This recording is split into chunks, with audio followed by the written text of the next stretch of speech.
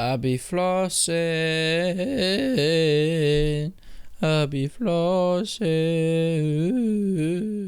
What happened to Valhall? Yes, Valhall was the Viking Battle Royale game, or so we thought. Initially, I thought this was all the game was about, but it seems to come to my attention that actually Valhall, it goes a lot deeper than just Battle Royale. It looks like the new game modes that have been announced, which I'm going to be going into later, really expand the world of Valhall and what we can actually experience when it eventually comes out. Initially, I did say this was a Viking Battle Royale game, and granted, yes, it does have this Battle Royale. I did a video quite some time ago explaining more about it, how you start, and it's pretty much like a lot of other Battle Royales, but set with the Vikings. It has a lot of, looking towards mythology areas, and where you're surviving and fighting for your life, while some magnetic gravitational fields are coming at you from all sides, and will rip up anything in their paths.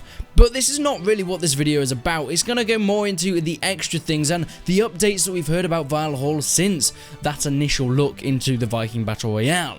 So, what can we see? Well, in this trailer, I just wanted to say this before we get into it. The trailers look absolutely awesome. The gameplay that we've seen so far looks absolutely gorgeous. The guys at BLACKROSE, I think what you are making is incredible, not just visually, but it looks like mechanically you're trying some new cool things. I mean, maybe this is just for the cinematic, but this one shot, for example, a small thing like a javelin going through a shield as it gets hit, that's something that no game has really done before, and seeing that from a first person and very cinematic perspective looks absolutely awesome. Can this hit you through a shield? Are there going to be different levels of javelins or throwing axes that are powerful enough to break through shields? That's going to be something that I'm looking forward, and this might be a hint towards something like that in the future. But what about historical accuracy? Because that seems to be a very big talking point with a lot of these historical games, where they're based in history, but people are often, complain if they're not entirely historically accurate, which, I don't think is that important if that's not what they're going for. It looks like, whilst it's based on Viking history, they're looking a lot more into the Norse mythology, rather than just the history. Never fear though, there's still a lot based around history, such as things like the backers didn't want there to be horns on the Viking helmets, which there was initially, so they were taking off, things like that. So it's probably going to be based a lot around history, but some added a lot of mythology in there as well, and a nice balance between the two I think would work really well. But we'll see more about this Norse mythology as you'll work out a little bit later in the video with this awesome new game mode that has been announced, and a gameplay trailer has actually come out because of it. Let's talk a little bit about the combat system. This is an entirely new combat system that they're trying though. Looking at gameplay, it looks pretty smooth. Of course, you can't really tell unless you've actually played it yourself to exactly how smooth it feels, because it's more of a feel thing than a look thing, but it looks like a lot of the attacks flow into each other. I doubt it's going to be quite on the MORDHAU'S level, but I expect it's going to be a lot better than things like Mount & Blade Kingdom Come Deliverance, and it's probably going to be as far away from the Kingdom Come Deliverance mechanically as possible, that sort of combat, because this is more of a free combat. Think of things like MORDHAU'S and Mount & Blade in terms of you don't lock onto a target, it is very free combat, and it's up to you in order whether you hit the enemy or whether you block them. Additionally, there is a stamina system implemented into the combat, making and adding in a few new tactics and things that you're going to have to think about. It's not too dissimilar to the MORDHAU'S stamina system, where things like sprinting, dodging, things like that can lower your stamina, which make your attacks a lot slower. Unlike MORDHAU'S where you just get disarmed, I quite like the way that they're doing it where you just swing slower, and when you do your attacks and block slower, because this means that you have to really be watching your stamina when you go into the battle, otherwise they're going to be able to get their attacks in a lot faster, and you're not necessarily going to be able to block them in time because you're too fatigued from whatever you were doing before. I really don't want to know what that was. But what about first and third person? Well, they're both in there. Now, this can be a point that a lot of people may not like. Third person in these types of games doesn't necessarily work, especially in multiplayer games, because of a lot of well-founded complaints from other games that have had third person. Things like PUBG, where you're just able to look over walls, and it's not really great for a whole multiplayer setting, especially when it gets to the competitive level. But I'm assuming there's going to be first person and third person servers that can be either first and third on one server, or just a first or just third person server that can be distinguished between them, that you'll be able to choose which one you want to join. But additionally, even if you do play it on a third person server, there's going to be no exploiting this third person mechanic, which what the developers have been looking into quite in depth from a lot of feedback from the backers themselves.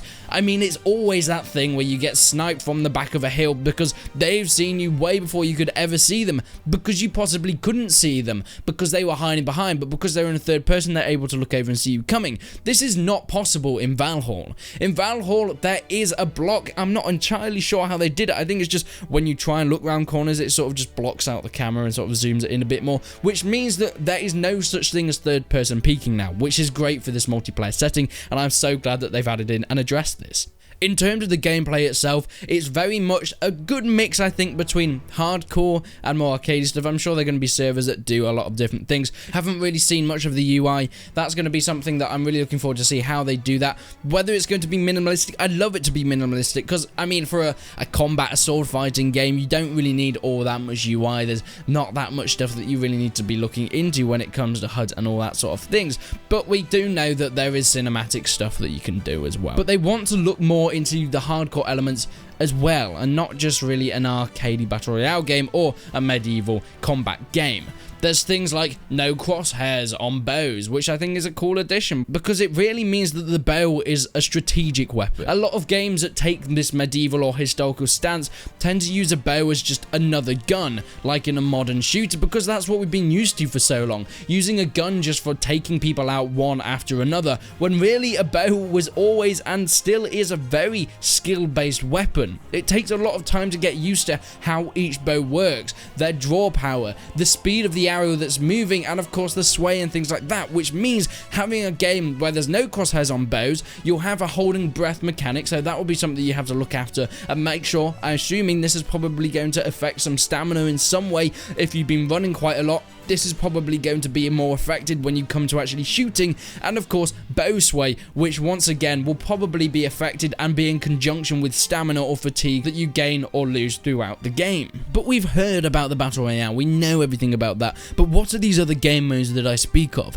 Well, there is a siege mode, and whilst we don't know too much about the siege mode, it's probably what you can expect. From the gameplay, it looks to be one team defending the beach and one invading by sea in the typical Nordic Viking fashion, coming in from their long ships and jumping down onto the pebbled beaches, taking people on from a beach invasion, and of course going on to torching houses that we can see from here. We don't really see any proper castles, but I'm assuming it's probably going to be small villages that one person has to defend and one person has to attack. I would love to see a bit more information about that maybe later on. It has been a little bit limited in terms of the siege mode, but the newest trailer has just been released around the E3 time, which I think means that we're going to get some really interesting stuff and more interesting info, because this trailer is for a new game mode called Wield Mjolnir, which, yes, is about Thor's hammer. As I did say, this is looking a lot into the mythology as well in some terms and some game modes. This game mode, once again, we've just had a trailer, so not really any proper information,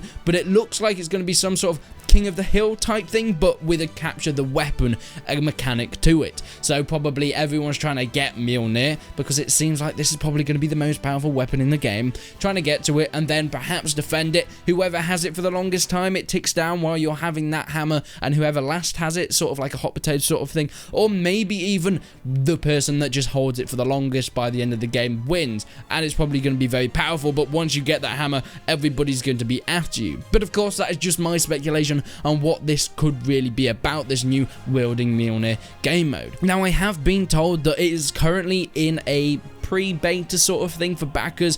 They're under NDA, so they've not been able to show any gameplay, so we don't have any stuff of the current stuff. All the gameplay that you've seen is the pre-beta stuff, so everything there is subject to change. But I have been told that it's not too far away from when it is opened to more people, and of course the NDA will be lifted, so people will be able to release gameplay, and I hopefully get into that beta. I have been told that there are chances that I could be let in, and I'll be able to record some stuff for you guys and bring it to you. So if you want to see that, make sure you subscribe to the channel, because I think Valhall is a very promising game. Whilst before it very much looked like this was just a Viking Battle Royale game, I think that while that was announced around the time that the Battle Royale genre was very big, so that was probably their biggest selling point. But now there's a lot of other stuff coming in, new game modes, things like MORDHAU'S being so successful. I think they're sort of releasing other stuff that actually actually it's not just a Battle Royale game, that's just one of our game modes, which I think really builds the hype a bit more up for me. I mean, Battle Royale's great, and it'll probably be great in a Viking setting, but I really think these other game modes,